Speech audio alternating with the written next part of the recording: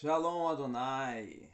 Nós vamos hoje para mais uma aula da nossa série de aulas deste conteúdo extraordinário sobre história da igreja. Estamos chegando já à sua sétima aula nessa sequência.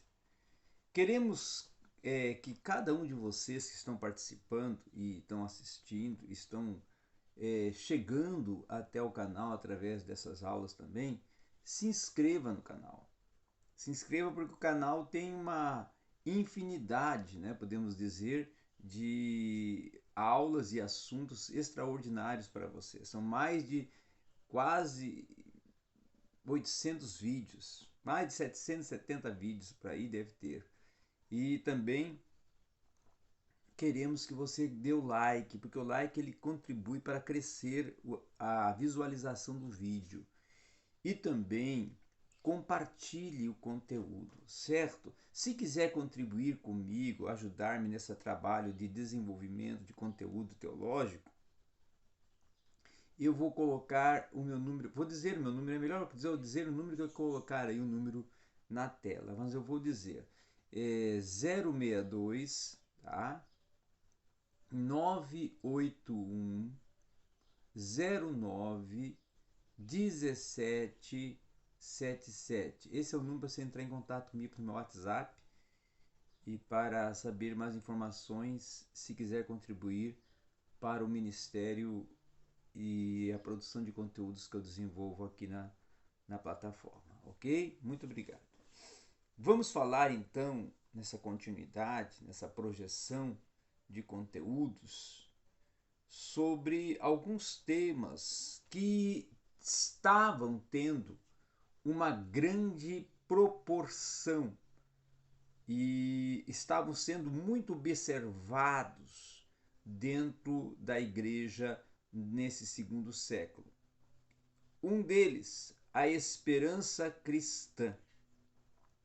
Dois padrões da esperança escatológica vieram a surgir no início do cristianismo.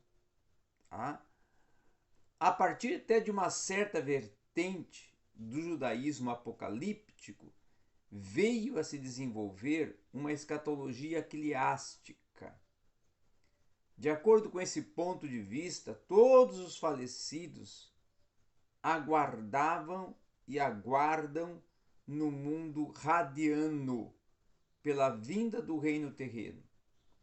Esse reino messiânico temporário, com os justos e os injustos separados em diferentes compartimentos. Essa era a visão, né?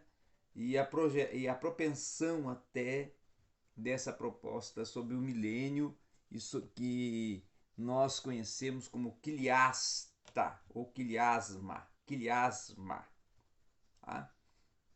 Então, o quiliasma cristão ele situava a ressurreição dos justos. Tá? A primeira ressurreição estava ali incluso, como está lá em Apocalipse capítulo 20. Na época do retorno de Jesus Cristo e da inauguração do seu reino, né? Terreno em Jerusalém, baseado no que está em Apocalipse capítulo 20. Tá?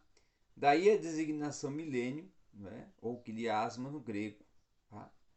O quiliasma fazia parte da polêmica contra Marcião e também os gnósticos, que eles confrontavam a Justino Mártir, a Irineu e a Tertuliano sobre esses assuntos.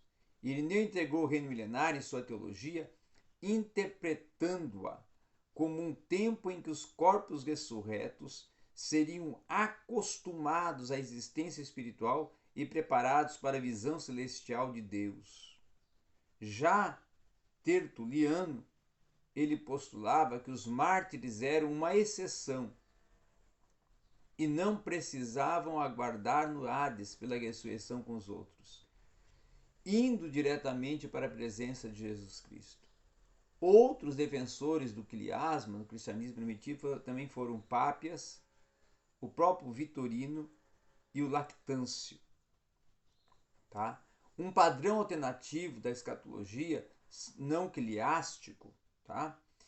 entendia o reino futuro de Deus e o reino de Cristo como celestial e não terreno.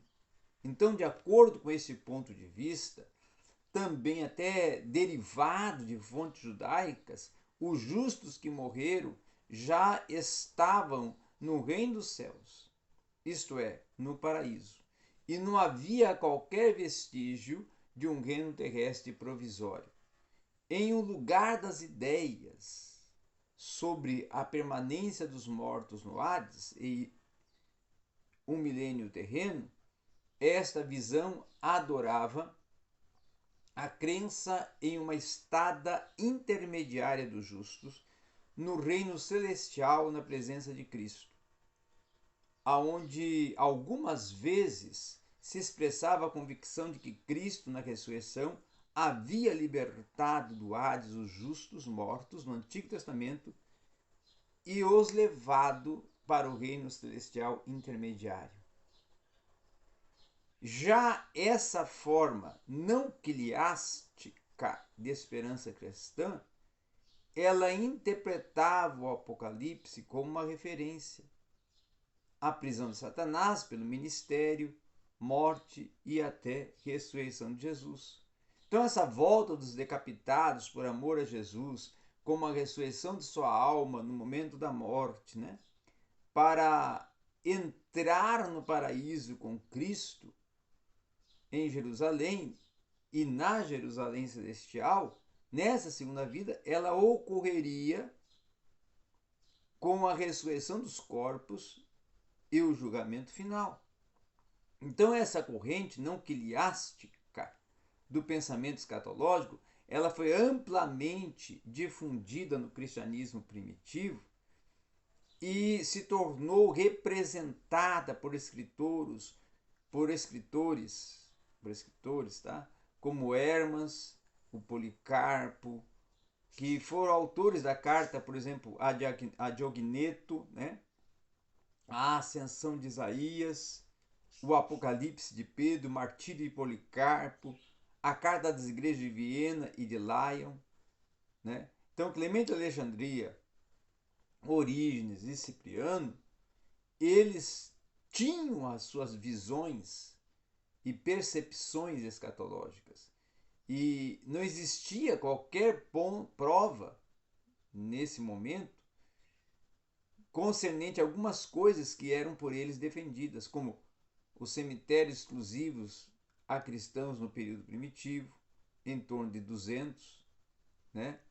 A igreja de Roma então adquiria aquilo que passou a ser o núcleo de uma catacumba de Calisto. Mas o uso compartilhado dos mesmos túmulos por pagãos e por cristãos continuou sendo comum no quarto século. Então isso continuou se espalhando, tá? Esse ensino herético. Então os cristãos seguiam as práticas habituais de sepultamento da sociedade e por vezes eles expressavam a sua fé e esperança em inscrições, em imagens simbólicas e em pinturas em seus sepulcros. Então, presente em todas as formas, tá, de conteúdo e de esperança escatológica ortodoxa estava a crença na ressurreição corporal. Essa estava presente. E até em contraste com as opiniões gnósticas quanto à ressurreição unicamente da alma, tanto gnósticos quanto não quiliásticos ortodoxos, que acreditavam que os justos iam imediatamente para a presença de Deus no céu após a morte. Mas os não ortodoxos não associavam essa crença à expectativa de ressurreição do corpo. E o Orígenes enfatizava o corpo espiritual, na sua maioria, enfatizando a ressurreição da carne. Então, além de Orígenes, que aceitava a possibilidade da salvação universal após um período de purificação e educação das almas na vida após a morte, aqueles que discorriam sobre o assunto entendiam uma divisão final da humanidade em céu ou inferno. Então essa expectativa de recompensa eterna, ela sustentava a resistência cristã diante de perseguições e outras dificuldades. Então nós vemos que havia uma diversidade de uma argumentação escatológica e de um pensamento escatológico que se tornava conflituoso, como até ainda hoje em dia ocorre, já desde a igreja no período pós-apostólico, propriamente no segundo século. Agora vamos entrar nessa aula já também dentro do assunto desenvolvimento da igreja durante o terceiro século, tá? Entre a época dos imperadores romanos, Domiciano e Décio, o cristianismo era entendido como algo distinto do judaísmo. E uma vez que ele não se tratava de uma religião étnica, ele não tinha direito à proteção. Ele era ocasionalmente, tá? Reprimido em perseguições esporádicas, mas também não havia um esforço geral até para extirpar o cristianismo. E muitas vezes vai se enfrentar momentos mais difíceis sob o governo dos imperadores, até mais fortes, como Marco Aurélio, como o Septínio Severo, tá? E, inclusive, o período entre Marco Aurélio e Décio, ele testemunhou um declínio na vitalidade do império. As religiões do lado oriental, elas continuavam a se espalhar para o ocidente.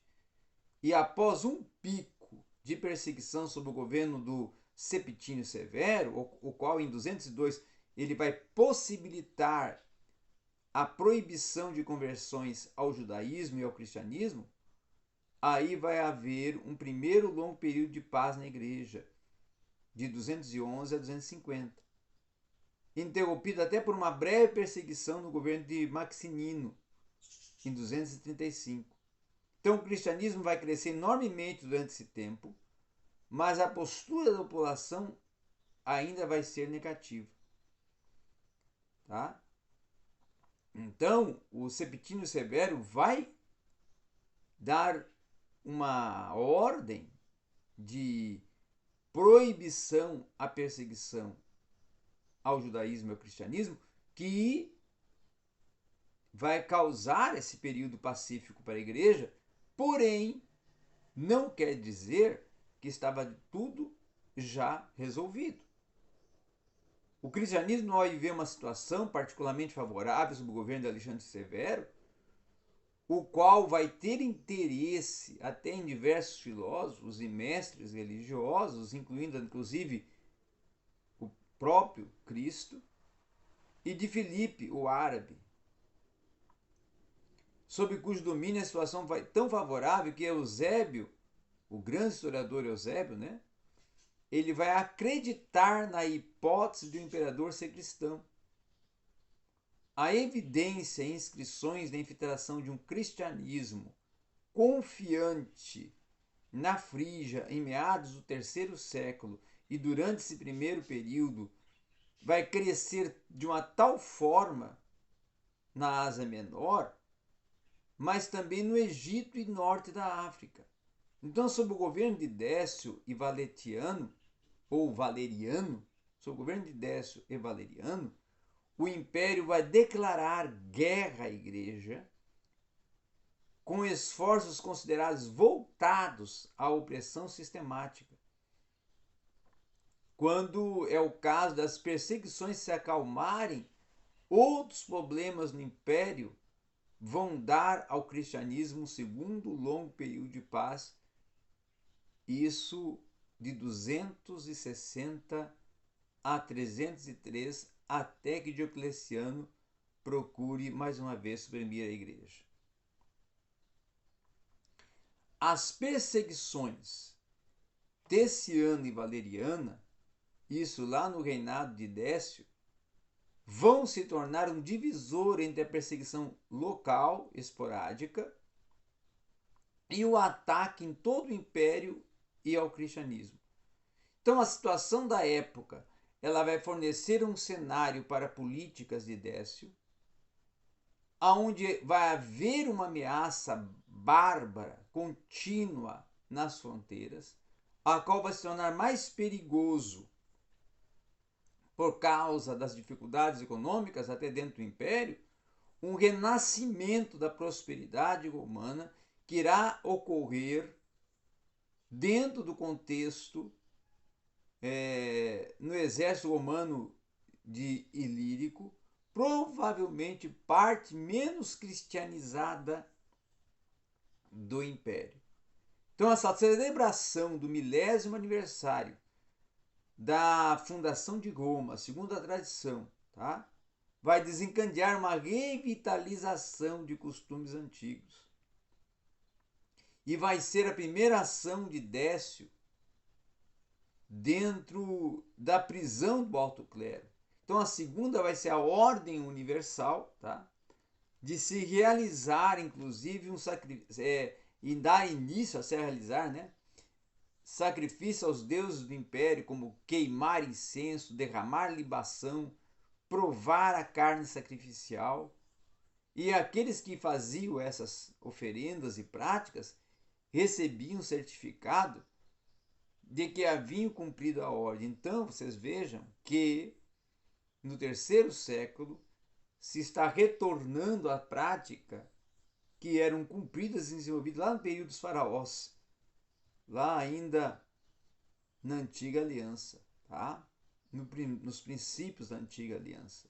Então, após a geração de paz, a igreja, como um todo, ela vai estar despreparada para o desafio. Tá? Por quê? Porque muitos haviam ficado confortáveis com essa aceitação do cristianismo e um grande número vai abandonar a fé e vai obedecer à ordem de sacrifício. Então, os efeitos na igreja, eles vão poder ter sido ainda maiores se a perseguição tiver durado mais. E Décio vai se tornar um promovedor disso. E vai ser assassinado em 251. E o surto de uma epidemia em 251 e 252 volta a atenção do povo para outras preocupações. Então, Valeriano, mais tarde, isso já em 257, ele retoma a perseguição, exilando os bispos, proibindo reuniões cristãs, e em 258 o clero já vai ser trazido de volta e muitos vão ser executados, tá? E os cristãos, até de posição considerada elevada, vão ser aviltados, vão ter seus bens apreendidos. Aqueles no serviço imperial acorrentados para trabalhar até nas propriedades imperiais, não é? Essa propriedade coletiva, esses fundos da igreja também serão confiscados. Os estudiosos vão surgir diversos motivos para o intento e ataque à igreja, a cobiça dos governantes, a consideração desse desfavorecimento dos deuses como motivo para o colapso econômico, até a hostilidade popular, irá levar à supressão do corpo estranho no Estado e à exigência de lealdade ao imperador e o desejo psicológico de que todos venham a apoiar. Provavelmente, até o mais significativo venha a ser a medida política religiosa conservadora destinada a fortalecer esse paganismo romano tradicional. O filho do Valeriano, Galiano, vai reverter a política de perseguição e vai restituir as propriedades às igrejas. Tá? O culto aos mártires, isso no número maior de membros da igreja, vai abandonar a fé dos que se tornam mártir. E apesar disso, a quantidade de mártires vai se tornar considerável, o que irá ocasionar a realização de cultos voltados a eles e atividades associadas à adoração. O respeito excessivo pelos mártires, os privilégios especiais atribuídos a eles, se tornam bases de uma veneração em cultos. E essa elevada honra, que se torna já evidente no martírio de Policarpo, com até os restos mortais de Policarpo, ela não vai, tendo esse cuidado, esse zelo pelos restos mortais de Policarpo, tá? Não vai precisar ser considerado algo além da consideração humana normal, no caso de alguns entes queridos. Marcas de respeito e veneração não eram em si manifestações cultuais. Então essa guarda e esse cuidado, esse zelo pelos restos mortais de Policarpo não quer dizer que ali estava surgindo um culto a Policarpo. Por trás do desenvolvimento do culto cristão aos mártires, havia ideias associadas ao culto aos heróis da religião pagã grega e às práticas funerárias do mundo grego-romano. Então, estava surgindo ali já uma mistura litúrgica propensa à instauração do paganismo até dentro da igreja. Práticas pagãs até dentro da igreja. Os heróis eram aqueles que haviam sido fortes em vida e que permaneciam fortes para ajudar também depois da morte. A sua influência limitava-se às suas relíquias, né, e ao local onde eles estavam enterrados. Então, o respeito pelos mortos incluía até refeições periódicas em memória do falecido no túmulo com a família após o período da morte e depois também anualmente no seu aniversário. A prática cristã fez algumas alterações nesses costumes. As refeições funerárias eram eucarísticas na igreja, como os Atos de João, Tertuliano. Cipriano é o primeiro a aclamar a Santa Ceia de sacrifício oferecido em memória dos mártires, comemorando até uma vitória e orando pelo seu descanso. O dia da morte era tratado pelos cristãos como um aniversário, e esse aniversário era o aniversário da imortalidade. E é por isso que o aniversário de morte, em vez de aniversário de nascimento, vai ser comemorado. Normalmente, o sepultamento, considerado como depósito, né, era realizado no mesmo dia da morte. A lista de aniversários a serem celebrados em cada igreja vai se tornar a base desses primeiros martirológios, tá? A família do falecido, ela vai se tornar a comunidade cristã e vai garantir a perpetuidade dos aniversários, porém comemorações estritamente locais no princípio. Essa segunda metade do terceiro século vai mostrar para a veneração até cultural dos mártires, que inclusive estava presente em todo lugar, inscrições que vão começar a aparecer em Roma. Tá? Pedro e Paulo, orem por nós. Vai começar a aparecer isso em Roma. E a terminologia, entretanto, já estava até atrasada em relação até à prática, pois a palavra sancti, no latim cristão no quarto século, ainda se designava a todos os fiéis falecidos, não apenas os santos. Então, a principal expressão de culto ou adoração era a adoração dirigida ao mártir, isso no terceiro e quarto século. Tá? Logo, essa oração aos falecidos tornou-se a mais importante do que a oração pelo repouso das almas. E o mártir já estava na presença de Deus e havia recebido liberdade de expressão, como denominado de parésia, estando apto a servir como intercessor. E essa invocação dos santos baseava-se nessa ideia de intercessão. Até haja visto que a posição excepcional dos mártires na igreja e essas ideias vagas em relacionamento dos mortos com os vivos e essa prática, né, dessa invocação dos mortos, ela não teria sido estranha ao povo da cultura greco-romana.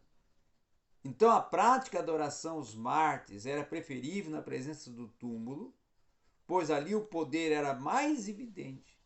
No caso de Orígenes, principalmente, explicitamente também nos teólogos do quarto século, a veneração aos mártires tinha inclusive uma relação com Cristo e não significava uma concorrência com ele, pois estes eram os seus servos. Ok? Muito bem, essa foi a nossa extraordinária aula de hoje.